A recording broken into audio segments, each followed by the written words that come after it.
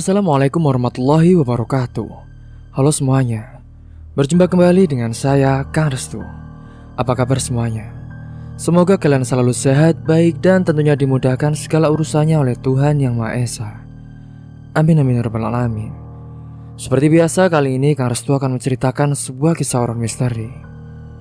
Dan sebelum masuk ke ceritanya, bagi kalian yang belum subscribe, jangan lupa klik tombol subscribe-nya, klik lonceng notifikasinya, serta like video ini agar kalian tidak ketinggalan cerita-cerita menarik dari channel ini. Oke, terima kasih. Dan langsung saja tanpa berlama-lama lagi, bagaimana kisahnya? Ini dia ceritanya. Di kota yang ramai, berdiri megah sebuah rumah makan yang dikenal oleh hampir setiap orang. Namanya Restoran Nusantara Rasa. Restoran itu milik keluarga Haidar yang selalu dipenuhi pengunjung dari pagi hingga malam. Letaknya terletak di pusat kota. Restoran ini dikenal karena masakannya yang otentik serta pelayanannya yang ramah.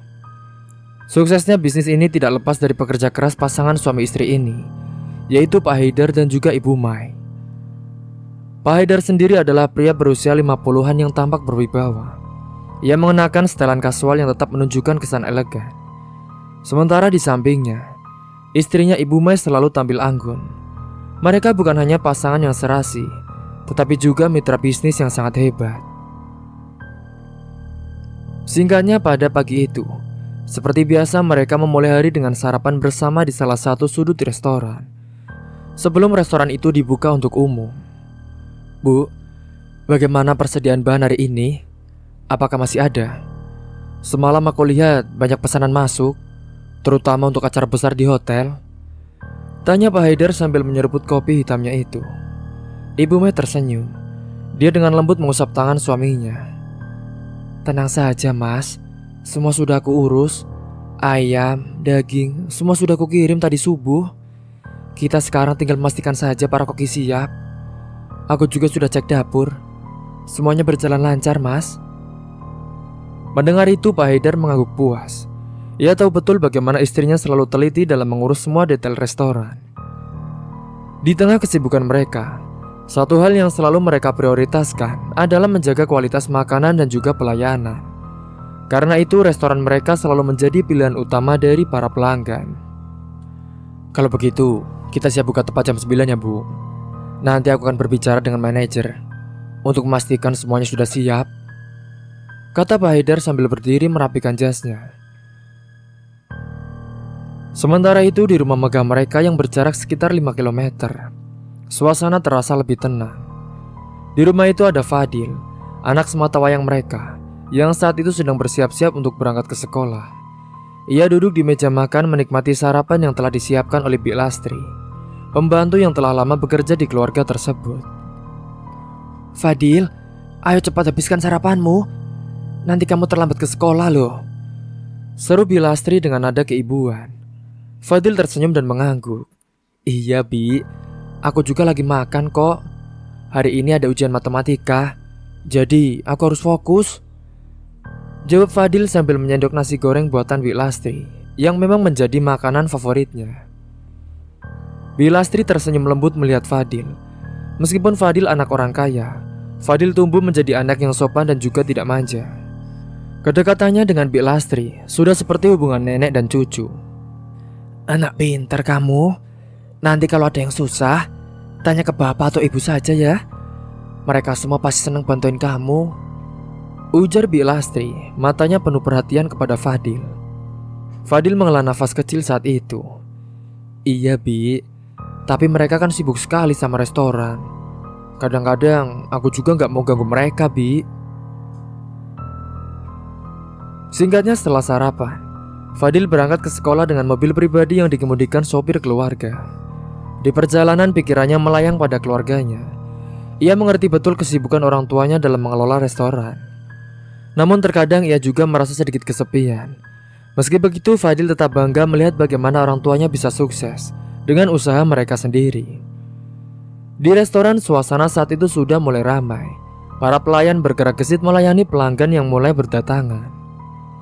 Sementara di balik dapur, aroma masakan yang menggugah selera mulai tercium. Pak Haidar berdiri di depan restoran, menyapa para pelanggan yang baru saja datang tiba di restoran itu. "Selamat datang di Nusantara Rasa. Silakan duduk, Pak.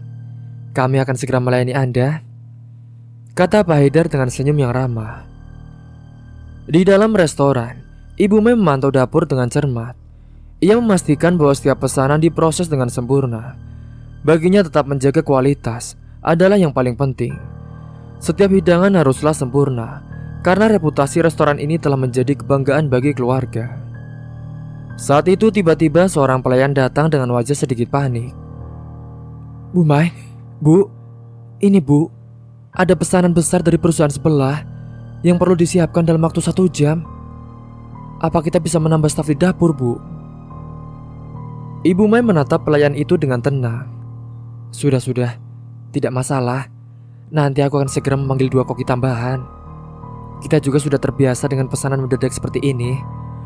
Pastikan saja komunikasi dengan dapur berjalan lancar," jawabnya tegas namun tetap lembut. "Iya, Bu, siap." Pelayan itu pun mengangguk merasa tenang setelah mendapatkan arahan. Begitulah bekerja di bawah kepemimpinan Pak Haidar dan juga Ibu Mai. Setiap tantangan pasti dapat diatasi dengan baik. Di tengah kesibukan, saat itu telepon Pak Haidar berdering. Ia melihat layarnya. Ternyata itu adalah anaknya Fadil yang menelepon. "Pak, aku sudah sampai di sekolah. Doain ya, hari ini ujianku lancar," kata Fadil dari seberang telepon. Pak Haidar tersenyum lebar, meski dari suaranya terdengar sedikit lelah. "Pasti nak, kamu belajar yang rajin ya. Nanti kalau sudah selesai, kasih kabar ke ayah dan ibu. Kita mungkin akan pulang gak larut malam ini, tapi ayah janji, kita makan malam bersama ya. Oke? Oke ya, makasih doanya ya." Singkatnya Pak Haidar pun menyimpan ponselnya. Dia melihat ke arah Ibu Mai yang sedang sibuk di dapur. Meskipun hidup mereka penuh dengan kesibukan, mereka tahu betul apa yang mereka perjuangkan. Mereka bekerja keras demi Fadil, demi masa depan yang lebih baik dan demi menjaga warisan keluarga mereka. "Bu, ini tadi Fadil nelpon. Katanya dia mau ujian, Bu." "Oh iya Pak, semoga hasilnya baik ya Pak."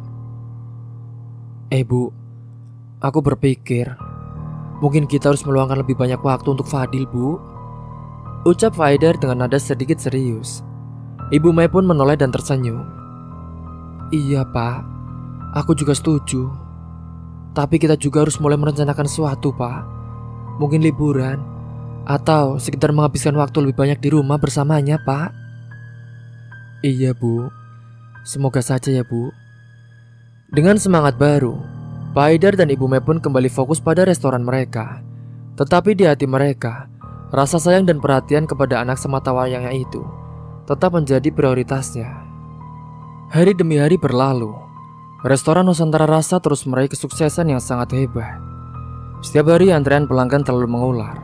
Meja-meja penuh sesak dan dapur tak pernah sepi dari pesanan. Pak Haidar dan Ibu Mai tak pernah berhenti bekerja keras demi menjaga kualitas. Di satu sisi kebahagiaan mengisi rumah tangga mereka. Namun di luar sana, tak semua orang ikut bersuka cita atas kesuksesan mereka berdua. Di pojok kota yang lain berdiri sebuah restoran besar milik Pak Unggul, saingan terbesar dari Pak Haidar. Restoran selera Nusantara yang dulunya menjadi pilihan utama, kini pun mulai sepi pengunjung. Meski usahanya serupa dengan milik Pak Haidar, nasib restoran itu kian terpuruk. Hingga singkatnya pada suatu sore di dalam kantor restoran yang mulai lengang, Pak Unggul duduk di balik mejanya dengan raut wajah penuh amarah. Di hadapannya terlihat laporan keuangan yang menunjukkan penurunan drastis dalam beberapa bulan terakhir. Ia juga merasa dikhianati oleh nasib dan lebih dari itu, oleh kesuksesan pesaingannya. Bagaimana bisa restoran Haidar itu selalu ramai? Apa mereka menyajikan sihir dalam makanannya? Geram Pak Unggul kepada asistennya yaitu Rudi. Rudi yang berdiri di dekat pintu, dia hanya bisa menunduk dengan canggung. Pak, mereka juga memang punya reputasi yang sangat baik, Pak. Kualitas makanan dan pelayanannya tidak pernah menurun. Pak Unggul mengentakkan tangannya ke meja dengan keras. Ini tidak bisa dibiarkan. Kalau begini terus, restoranku bisa-bisa akan tutup. Lihat saja kamu, Haidar. Aku tidak akan diam saja melihat Haidar dan istrinya terus menikmati kesuksesan. Rudy mendekat dengan ragu. Pak, mungkin kita juga bisa memperbaiki strategi pemasaran kita, Pak. Atau kita bisa memperkenalkan menu baru. Pak Unggul menyela dengan tajam. Itu tidak cukup, Rudy. Aku sudah mencoba segala cara. Tapi tetap saja, restoran mereka tetap lebih unggul. Sudah saatnya kita mengambil langkah lain. Kita perlu menghancurkan mereka. Rudy terdiam, matanya melebar mendengar kata-kata itu. Menghancurkan, Pak? Bagaimana maksud Bapak? Pak Unggul lalu berdiri dari kursinya. Dia berjalan mendekati jendela, menatap keluar dengan pandangan penuh ambisi. Aku punya rencana, Rudy. Nanti akan aku sebarkan kabar buruk tentang mereka. Kita buat pelanggan mereka meragukan kualitas restoran itu. Jika orang-orang mulai curiga, restoran mereka akan kehilangan kepercayaan. Itu artinya Haidar tidak akan bisa bertahan. Tapi Pak, kalau ketahuan, nama baik kita juga bisa tercemar, Pak. Pak Unggul memandang Rudy dengan mata tajam. Itulah resiko yang harus kita ambil, Rudy. Mulai sekarang, kamu cari orang yang bisa menyebarkan isu. Beri mereka uang. Bilang saja ada orang yang menemukan bahan makanan busuk di dapur Nusantara Rasa, atau kokinya pakai bahan-bahan ilegal. Apapun, pokoknya reputasi mereka harus hancur. Rudy mengangguk pelan, meski hatinya masih penuh dengan keraguan. Ia tahu Pak Unggul bukan orang yang mudah menerima kekalahan, tetapi langkah yang diambilnya kini terlalu berbahaya. Namun sebagai asisten yang sudah lama bekerja dengannya, Rudy tidak pernah berani untuk membantah. Sementara itu di restoran Nusantara Rasa milik Pak Haidar, hari-hari berjalan seperti biasanya. Pak Haidar dan Ibu Mei tetap fokus pada pekerjaan mereka, memastikan setiap tamu puas dengan hidangan dan juga pelayanan. Mereka sama sekali tidak menyadari bahwa di balik layar ada seseorang yang berusaha untuk menyatukan mereka. Hingga singkatnya suatu malam ketika restoran mulai sepi dan pelanggan terakhir sudah pergi, Ibu Mei duduk di sudut dapur sambil mengecek daftar pesanan untuk hari berikutnya. Pak Haidar menghampiri dengan membawa 2 cangkir teh hangat. Bu, kamu terlihat lelah. Sudah berhari-hari kita kerja tanpa henti, Bu. Ucap Pak Haidar sambil menyerahkan cangkir itu kepada istrinya. Ibu Mei tersenyum kecil, meski jelas kelelahan terlihat di wajahnya. Iya, Pak. Tapi ini kan yang kita impikan selama ini, Pak. Setiap hari restoran ini penuh, dan aku senang melihat orang-orang menikmati makanan kita. Pak Haidar mengangguk setuju. Aku juga sih, Bu. Tapi ya, Bu, aku merasa kita perlu lebih waspada. Belakangan ini, aku dengar ada yang aneh tentang restoran kita, Bu. Sepertinya ada orang yang sengaja menyebarkan kabar buruk. Ibu Mei menatap suaminya dengan alis terangkat. Hah? Emangnya desas-desus tentang apa, Pak? Katanya, Bu, beberapa orang mulai meragukan kualitas bahan makanan kita. Bahkan ada yang bilang kita menggunakan bahan berbahaya. Itu jelas fitnah, Bu. Tapi jika kabar ini terus menyebar, tentunya ini bisa berdampak buruk. Ibu Mei pun menunduk dengan dalam-dalam. Astagfirullah. Siapa yang akan melakukan hal seperti itu ya, Pak? Aku punya firasat buruk, Bu. Mungkin ini ada hubungannya dengan Pak Unggul. Karena restorannya semakin sepi sejak restoran kita naik daun, Bu. Dia mungkin merasa terancam. Ibu Mei terdiam sejenak memikirkan kemungkinan itu. Tapi kalau benar dia, kita juga harus hati-hati, Pak. Tapi kita tidak bisa melawan dengan cara yang sama. Itu tidak baik, Pak. Pak Haidar pun menghela nafas panjang, lalu menaruh cangkir tehnya dan berkata, aku juga tidak bisa berhenti berpikir tentang kabar yang beredar ini, Bu. Dan kemungkinan ini semua pastilah ulah Pak Unggul. Aku cukup yakin itu sih, Bu. Ibu Mei menatap suaminya dengan lebih serius. Iya juga sih, Pak. Aku juga mulai curiga kalau ini bukan sekedar persaingan biasa, Pak. Pak Unggul juga memang dari dulu selalu ambisius. Tapi apa ini ada hubungannya dengan masa lalu kalian? Pak Haidar mengangguk dengan pelan. Iya Bu, aku rasa begitu. Aku tidak pernah lupa bagaimana dulu kami bekerja sama dan bagaimana semua itu berakhir. Itu bukan sekedar masalah bisnis Bu, itu masalah prinsip. Dan aku yakin itulah yang buat dia begitu geram sampai hari ini. Ibu Mei terdiam sesaat, lalu berkata, "Mungkin sudah waktunya Pak, kamu menceritakan lebih banyak tentang apa yang terjadi dulu. Aku tahu kamu dan Pak Unggul dulu rekan bisnis, tapi aku juga belum pernah tahu cerita lengkapnya Pak."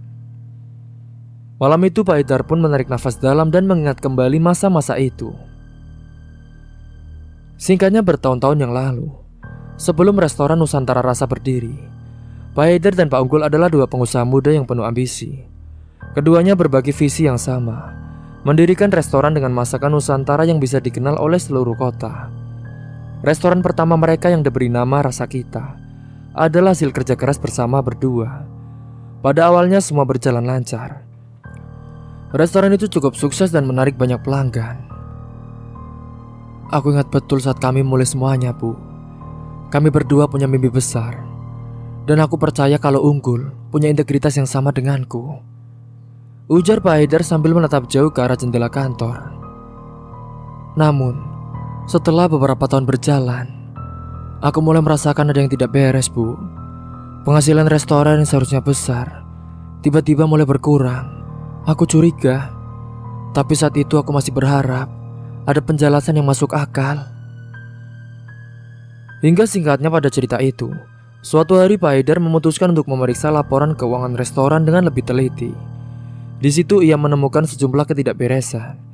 Ada pengeluaran fiktif, harga bahan makanan yang dinaikkan secara tidak masuk akal, dan uang yang entah kemana perginya. Pak Haidar tahu saat itu ada yang tidak beres dengan semuanya. Dan setelah beberapa kali melakukan penyelidikan, akhirnya kecurigaannya pun mengarah kepada Pak Unggul. Tepatnya suatu malam setelah restoran tutup, Pak Haidar akhirnya menemui sahabat sekaligus rekannya itu di dalam kantor. "Unggul, aku ingin bicara serius," kata Pak Haidar dengan nada tegas. Pak Unggul yang saat itu masih duduk di balik mejanya dengan wajah santai, hanya mengangkat alisnya. "Ada apa, Haidar? Kamu kelihatannya tegang sekali." Pak Haidar lalu mengeluarkan setumpuk laporan keuangan yang sudah ia periksa berkali-kali. "Aku sudah melihat laporan ini ya. Aku lihat ada banyak ketidakberesan. Dan aku yakin kamu pasti tahu lebih banyak kan dari siapapun soal ini." Pak Unggul lalu mengubah ekspresinya menjadi lebih serius. "Apa maksudmu, Haidar? Kamu menuduhku melakukan sesuatu yang tidak jujur." "Sudahlah, kamu jangan pura-pura tidak tahu, Unggul. Ada ratusan juta yang tidak jelas kemana perginya ya. Dan semua ini terjadi di bawah pengelolaanmu," serga Pak Haidar dengan suara yang mulai meninggi. Pak Unggul terdiam sejenak lalu tertawa pelan. "Baiklah Haidar, aku tidak akan menyangkal. Aku memang mengambil sedikit keuntungan lebih. Tapi apa salahnya? Kita ini berbisnis, dan aku hanya mengambil bagian yang seharusnya bisa kita maksimalkan. Kenapa kamu terlalu kaku dalam hal ini?" Pak Haidar menatapnya tajam. "Ini bukan soal keuntungan maksimal ya, tapi ini soal kejujuran. Aku tidak bisa terus bekerja sama dengan seseorang yang mengorbankan prinsip demi uang." Pak Unggul menyilangkan tangannya di dada dan menatap balik dengan dingin. "Kamu ini naif, Haidar. Dunia bisnis tidak sederhana itu. Kalau kamu mau bertahan di industri ini, kamu juga harus bisa mengambil kesempatan. Bahkan jika itu berarti mengorbankan sedikit etika. Tapi Unggul, aku tidak akan pernah setuju dengan cara berpikirmu. Dan mulai sekarang, aku keluar dari bisnis ini. Kamu boleh ambil semua yang kamu mau, tapi aku tidak akan terlibat lagi dalam penipuan ini," kata Pak Haidar dengan nada tegas. Tanpa menunggu jawaban, Pak Haidar keluar dari kantor dengan tekad bulat untuk meninggalkan semua yang telah ia bangun bersama Pak Unggul. Itu adalah keputusan yang sangat berat, namun ia tahu bahwa mempertahankan integritas lebih penting daripada sekedar meraih keuntungan cepat. Kembali ke cerita masa kini. Setelah menceritakan masa lalunya kepada istrinya, Pak Haidar pun menarik nafas panjang. "Iya Bu, jadi setelah aku keluar, aku memulai semuanya dari nol. Aku membuka restoran ini bersama kamu. Dan sejak saat itu, Nusantara Rasa tumbuh besar dengan kerja keras dan kejujuran, Bu. Tapi Pak Unggul, dia tidak pernah bisa menerima kenyataan kalau aku berhasil tanpa cara-cara curang seperti dia. Ibu Mei menatap suaminya dengan bangga. Kamu membuat keputusan yang benar, Pak. Dan itu terbukti dari kesuksesan kita hari ini. Tapi aku juga mengerti sekarang kenapa Pak Unggul sangat marah kepadamu. Dia tidak hanya iri dengan kesuksesan kita, tapi juga karena merasa kalah di mata orang lain. Iya, Bu. Itu sebabnya pasti dia mencoba menghancurkan reputasi kita. Dia ingin membalas dendam karena dia tahu aku berhasil tanpa dia. Singkat cerita, beberapa minggu setelah restoran Nusantara berhasil mempertahankan reputasinya, kehidupan Pak Haidar dan Ibu Mei tampak kembali normal. Bisnis mereka tetap ramai dan pelanggan setia terus berdatangan. Namun pada suatu malam itu, nasib buruk menghampiri mereka. Malam itu Pak Haidar dan Ibu Mei baru saja pulang dari sebuah pertemuan penting dengan para pengusaha yang lainnya. Pertemuan yang penuh diskusi tentang potensi kerjasama antara restoran membuat mereka berdua merasa optimis akan masa depan bisnis mereka. Saat itu mereka sudah pulang larut malam dan jalanan yang mereka lalui sangat sepi. Pak Haidar mengemudi mobil dengan perlahan, dengan Ibu Mei duduk di sebelahnya. Mereka berbicara santai tentang rencana-rencana ke depannya. Tadi pertemuannya berjalan lancar sekali ya, Pak. Aku pikir kerjasama ini bisa memberi kita peluang besar untuk membuka cabang baru, Pak, kata Ibu Mei dengan senyum puas di wajahnya. Pak Haidar pun mengangguk setuju. Iya, Bu. Ini adalah langkah besar untuk kita. Dengan jaringan yang lebih luas, pastinya restoran kita bisa menjangkau lebih banyak orang. Saat sedang berbincang di dalam mobil, tiba-tiba ada sebuah sepeda motor melaju dengan kencang dari arah belakang, kemudian memotong jalan mereka secara tiba-tiba. Pak Haidar pun terkejut bukan main. Dia spontan menginjak rem hingga mobil berhenti mendadak saat itu. Belum sempat mereka memahami apa yang terjadi, dua pria bertopeng turun dari motor dan menghampiri mobil mereka dengan cepat. Turun! Turun kamu dari mobil! Bentak salah satu perampok sambil mengacungkan pisau ke arah mereka. Pak Haidar dan Ibu Mei pun terkejut, tapi dia tak punya pilihan lain selain mematuhi perintah itu. Mereka keluar dari mobil dengan tangan terangkat, serta jantung yang berdegup dengan kencang. Ambil semua yang mereka punya, perintah perampok lainnya yang tampak lebih agresif. Ia saat itu segera merampas tas Ibu Mei dan dompet Pak Haidar tanpa perlawanan. Pak Haidar meski takut mencoba tetap tenang.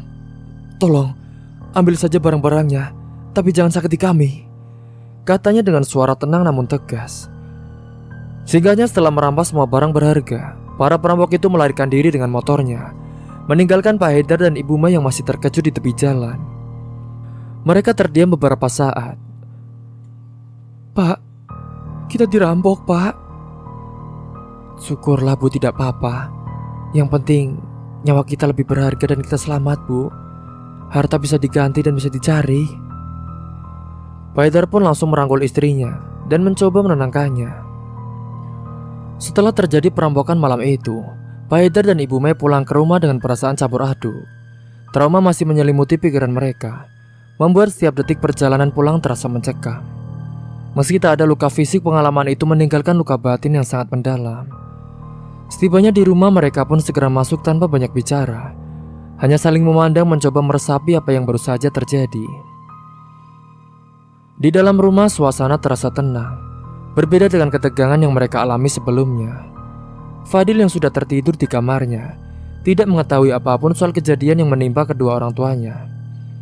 Di ruang tamu, Pak Haidar dan Ibu Mei pun duduk di sofa, saling bersandar dalam keheningan. Ibu Mei yang tampak masih syok berbicara dengan suara pelan. Pak, aku masih tak percaya, Pak. Kita hampir saja kehilangan nyawa malam ini. Pak Haidar meraih tangan istrinya menggenggam dengan erat. Iya, Bu. Itu adalah salah satu malam terburuk dalam hidup kita. Tapi yang penting, sekarang kita masih di sini bersama-sama, Bu. Beberapa menit berlalu, mereka hanya duduk diam, menikmati momen kebersamaan yang terasa lebih bermakna setelah hampir kehilangan nyawanya. Singkatnya, beberapa hari setelah kejadian itu, Pak Haidar dan Ibu Mei memutuskan untuk mengambil jeda dari restoran. Mereka sepakat untuk menghabiskan lebih banyak waktu bersama Fadil, anak sematawayang mereka yang sudah jarang mereka temui, karena memang kesibukan mereka dalam mengurus bisnisnya. Pagi itu suasana di rumah terasa berbeda. Tidak ada alarm yang berbunyi pagi-pagi buta, tidak ada panggilan telepon dari karyawan, dan tidak ada daftar pesanan yang harus diselesaikan. Ini adalah pertama kalinya dalam beberapa tahun terakhir Pak Haidar dan Ibu Mei benar-benar mengambil waktu untuk berhenti sejenak. Di meja makan saat itu Fadil duduk bersama kedua orang tuanya, menikmati sarapan sederhana yang disiapkan oleh Bik Lastri. Ini adalah pemandangan yang jarang terlihat di rumah mereka. Biasanya Pak Haidar dan Ibu Mei sudah berangkat ke restoran sebelum Fadil bangun tidur, dan mereka baru pulang ketika Fadil sudah tertidur. "Ayah, Ibu, kok hari ini kalian di rumah?" tanya Fadil dengan nada heran sambil menyuapkan roti panggang ke mulutnya. Pak Haidar tersenyum sambil menatap putranya. "Iya nak, ayah memutuskan untuk istirahat beberapa hari. Sudah lama juga kita tidak punya waktu bersama." Ibu Mei mengangguk setuju mendengar itu. "Iya Fadil, kami ingin menghabiskan waktu denganmu nak. Selama ini kan kamu sering sendirian di rumah bersama Bik Lastri. Kami merasa kamu sudah tumbuh begitu cepat." Hari-hari berikutnya, Pak Haidar dan Ibu Mei benar-benar fokus menghabiskan waktu bersama Fadil. Mereka bermain di halaman, menonton film bersama dan berbicara tentang banyak hal yang selama ini jarang mereka lakukan. Perlahan trauma perampokan mulai memudar. Malam itu suasana di rumah Pak Haidar terasa hening. Setelah beberapa hari mencoba pulih dari trauma perampokan di jalan, rasa takutnya tetap masih menghantui pikiran mereka. Singkatnya Pak Haidar dan Ibu Mei pun sudah terlelap di kamar mereka. Mereka berharap bisa bangun keesokan harinya dengan perasaan lebih baik. Sementara di kamar sebelah, Fadil yang merasa aneh dengan perubahan mendadak dalam kehidupan orang tuanya. Dia juga sudah tertidur. Namun malam yang tenang itu berubah menjadi mimpi buruk saat rumah mewah mereka tiba-tiba didatangi tamu tak diundang. Saat itu ada perampok yang dengan berani menyelinap masuk. Pintu depan berhasil dibuka tanpa suara. Para perampok saat itu mengenakan topeng dan bersenjata, bergerak cepat dan senyap menuju lantai atas, di mana kamar Pak Haidar berada. Saat itu tak ada tanda-tanda mereka akan mengambil barang-barang berharga tanpa kekerasan. Tapi ternyata niat mereka jauh lebih kejam daripada itu. Pak Haidar terbangun karena sebuah bunyi samar dari kamar tidurnya. Tetapi dia belum sepenuhnya sadar apa yang terjadi. Namun ketika ia membuka mata sepenuhnya, ia langsung terkejut.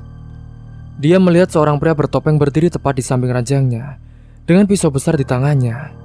Mata Pak Haidar pun membelalak. "Hah? Apa-apaan ini? Apa-apaan? Tolong!" serunya dengan panik, sambil bergerak mundur mencoba melindungi Ibu Mei yang juga terbangun dengan wajah pucat. Perampok itu tidak berbicara, hanya mendekat dengan cepat. Sementara dua orang lainnya muncul dari pintu, menghalangi jalan keluar mereka.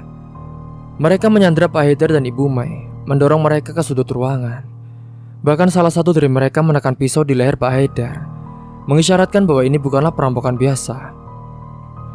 "Diam, atau nyawa kalian berakhir di sini," desis salah satu perampok dengan nada dingin. Pak Haidar mencoba tetap tenang, tetapi tatapannya terus mencari cara untuk melindungi istrinya. Sementara itu di kamar sebelah, Fadil yang masih setengah tertidur.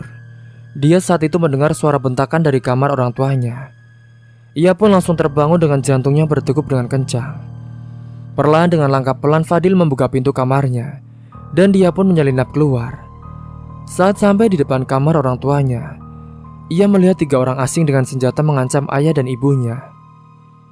Fadil terdiam, nafasnya tertahan.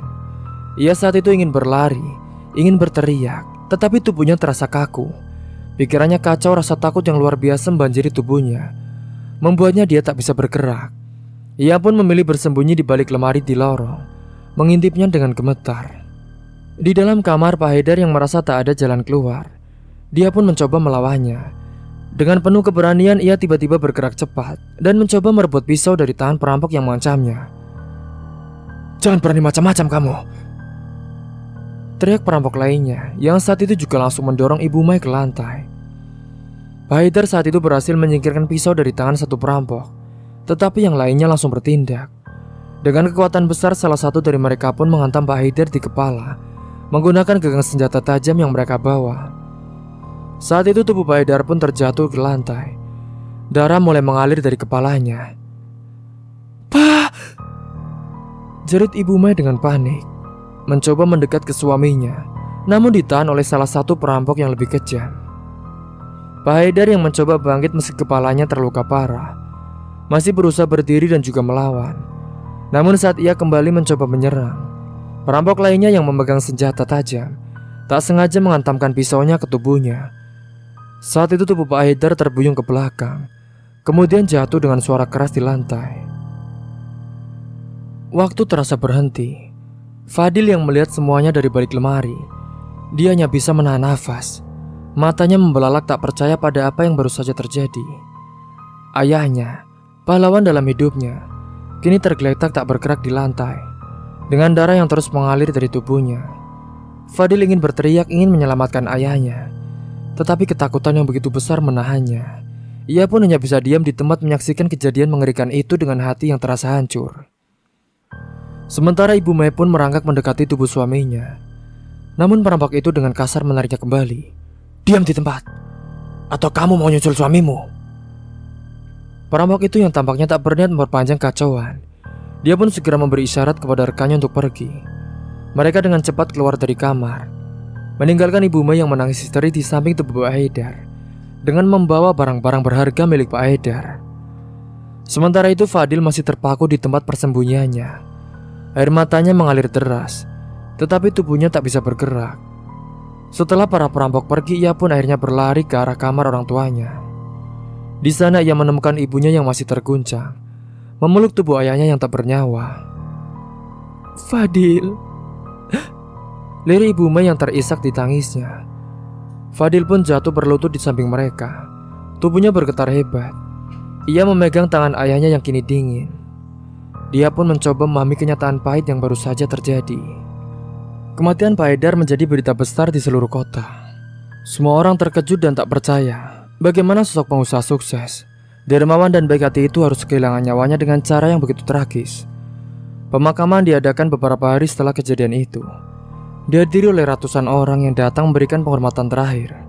Sanak saudara, kerabat dekat hingga pelanggan setia restoran Nusantara Rasa. Hingga semua pengusaha semuanya hadir dengan wajah duka. Ibu Mai berdiri dengan wajah pucat di samping peti jenazah suaminya. Air matanya tak berhenti mengalir. Namun ia mencoba tegar demi Fadil, yang saat itu berdiri di sampingnya dengan wajah tanpa ekspresi. Fadil yang dulu dikenal sebagai anak pendiam, kini terlihat sangat berbeda. Matanya tampak kosong, namun di balik pandangan itu ada kegelapan yang terus tumbuh. Ia bukan lagi anak yang sama. "Selamat jalan, Pak. Selamat jalan," bisik Ibu Mai yang terisak saat peti jenazah mulai diturunkan ke dalam liang lahat. Singkat cerita, sementara itu di sisi lain kota, Pak Unggul saat itu sedang duduk di ruang kerjanya. Senyum licik menghiasi wajahnya saat ia mendengar kabar tentang kematian rival utamanya. Baginya ini adalah kesempatan emas. Selama bertahun-tahun Pak Unggul merasa bahwa Pak Haidar telah merebut semua kejayaan yang seharusnya menjadi miliknya. Dan kini tanpa kehadiran Haidar, ia merasa jalannya terbuka lebar. "Sepertinya takdir berpihak kepadaku," gumam Pak Unggul sambil menyesap secangkir kopi di mejanya. Seorang anak buahnya masuk ke ruangan. "Pak, kabar kematian Pak Haidar sudah menyebar luas, Pak. Orang-orang tampak terpukul." "Biarkan orang-orang selalu terbuai oleh kesedihan. Mereka tak paham bahwa dalam bisnis ini adalah kesempatan besar. Restoran itu pastinya akan runtuh tanpa Haidar. Dan nantinya aku yang akan merebut semua pelanggannya. Tak ada lagi yang bisa menghalangiku. Memangnya apa rencana Bapak selanjutnya?" "Sudah, kita tunggu saja. Biarkan mereka meratap dalam kesedihan. Saat waktunya tepat kita akan bergerak cepat untuk mengambil alih pasar mereka." Singkat cerita, beberapa minggu setelah pemakaman, suasana di rumah Fadil benar-benar berubah. Ibu Mai masih terpukul oleh kematian suaminya. Sementara Fadil kini menjadi sosok yang sangat berbeda. Dia bukan lagi anak remaja pendiam yang lebih suka menghabiskan waktu di rumah. Kini ada aura kegelapan dan kemarahan yang menyelimuti dirinya. Setiap kali dia memikirkan bagaimana ayahnya dibunuh dengan kejam di depan matanya, rasa sakit itu berubah menjadi dendam yang membara. Hingga suatu malam saat Fadil duduk di ruang tamu, menatap foto ayahnya di dinding, di dalam hatinya perasaan itu terus tumbuh. Dorongan untuk mencari siapa yang bertanggung jawab atas semua ini. Pikiran tentang para perampok itu, tentang ketidakadilan yang menimpa keluarganya, membuatnya semakin tak bisa diam. Sang ibu pun mendekatinya dengan ragu, lalu duduk di sebelahnya. "Fadil, apa yang sedang kamu pikirkan, nak?" Namun Fadil menarik tangannya menolak sentuhan itu. "Aku ingin tahu siapa yang membunuh ayah, Bu." "Nak, kita juga semua ingin tahu. Tapi biarlah polisi yang menangani ini. Kamu tidak perlu memikirkannya terus-menerus." Fadil menatap ibunya, kali ini dengan tatapan tajam. "Tidak, Bu. Polisi tidak akan melakukan apa-apa. Aku tidak akan diam sampai aku menemukan siapa yang melakukan ini. Mereka akan membayar untuk apa yang telah mereka lakukan, Bu." "Fadil, kamu tidak bisa bicara seperti itu. Dendam tidak akan membawa ayahmu kembali, nak. Itu bukan jalan yang tepat." Namun Fadil menggelengkan kepala. Dia tak lagi mau mendengar kata-kata dari ibunya. "Aku tahu, Bu. Tapi aku tidak bisanya duduk diam dan menerima ini begitu saja. Mereka sudah merenggut ayah dari kita, Bu. Dan aku tidak akan biarkan mereka lolos begitu saja." Fadil berdiri, matanya penuh dengan tekad yang tidak pernah terlihat sebelumnya.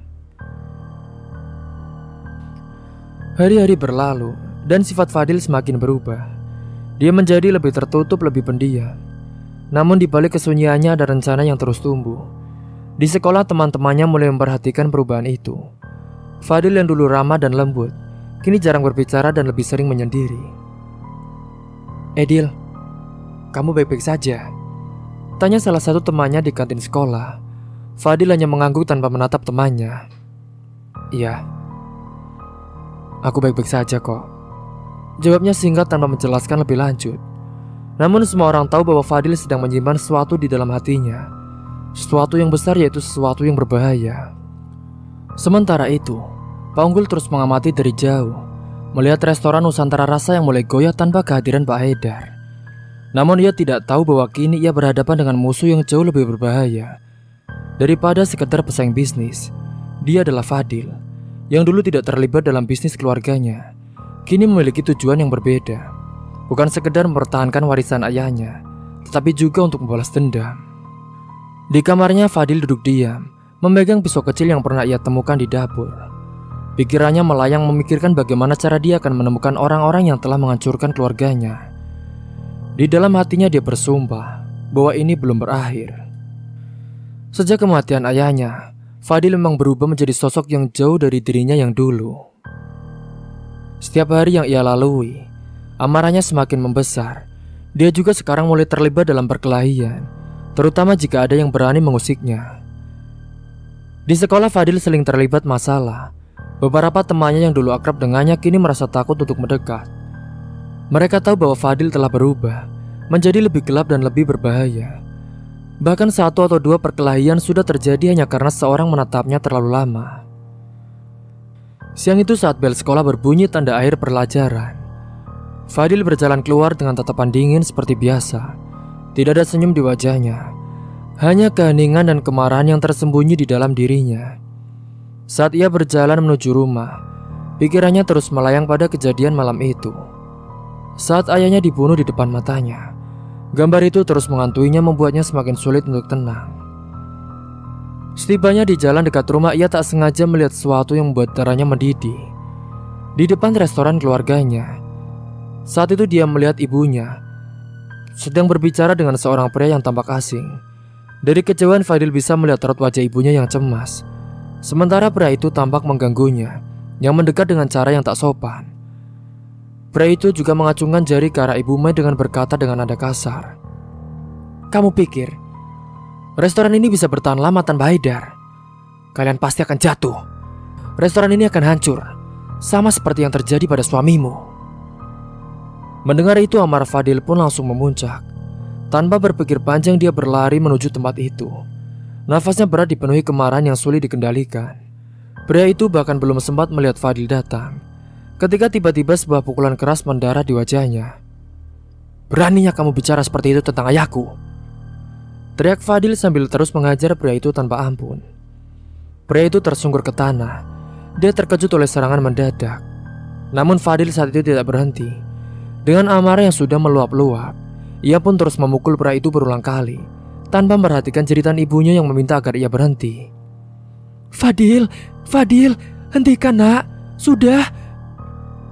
teriak ibu Mai yang panik, mencoba menarik lengan putranya. Namun Fadil seolah tak mendengar. Ia tenggelam dalam amarahnya, seolah-olah seluruh dendam dan sakit hatinya terhadap dunia keluar melalui setiap pukulan yang ia berikan. Wajah pria itu mulai babak belur. Darah mengalir dari hidung dan mulutnya. Namun Fadil masih belum berhenti.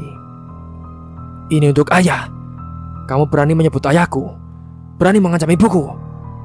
Fadil pun memukul lagi. Pria itu mengerang kesakitan. Dia tidak mampu melawan. Dia hanya bisa meronta lemah di bawah cengkraman Fadil yang terus menghujamkan pukulan demi pukulan tanpa henti. Melihat situasi yang semakin tidak terkendali, Ibu Mai pun dengan sekuat tenaga menarik tubuh Fadil dari pria tersebut. "Fadil, hentikan nak, hentikan. Kamu akan membunuhnya." Tangis Ibu Mai, tangannya yang gemetar berusaha menghalangi Fadil agar tidak kembali menyerang pria yang sudah terkapar. Fadil akhirnya berhenti terengah-engah. Wajahnya saat itu penuh amarah. Nafasnya memburu seperti seorang yang baru saja keluar dari medan perang. Matanya menatap pria itu yang kini nyaris tidak bergerak, berlumuran darah dan tergeletak tak berdaya di tanah. Untuk sesaat Fadil pun hanya diam, masih dikuasai kemarahan. Tapi perlahan-lahan rasa bersalah mulai menyelinap masuk. "Dia berani mengancam ibu, Bu. Dia berani menghina ayah," kata Fadil dengan suara serak mencoba membenarkan tindakannya. Namun saat itu Ibu Mai pun menggeleng. Air matanya terus mengalir. "Nak, ini bukan jalan yang benar, nak. Kamu hampir membunuh orang. Ini bukan seperti ini caranya. Ayahmu tidak akan senang melihatmu seperti ini, nak." Fadil terdiam, meski hatinya masih penuh dengan kemarahan dan dendam. Untuk pertama kalinya sejak kematian ayahnya, ia mulai merasakan bahwa mungkin ibunya benar. Tapi rasa dendam itu masih ada dan dia terus menyelidiki siapa pembunuh di balik semua ini. Cerita pun sampai di sini dulu. Tunggu kelanjutan ceritanya di part selanjutnya. Mungkin itu saja yang dapat saya sampaikan. Kurang lebihnya mohon maaf apabila ada salah kata ataupun ucapan yang kurang berkenan bagi kalian semua. Sampai jumpa di cerita selanjutnya. Akhir kata, wassalamualaikum warahmatullahi wabarakatuh.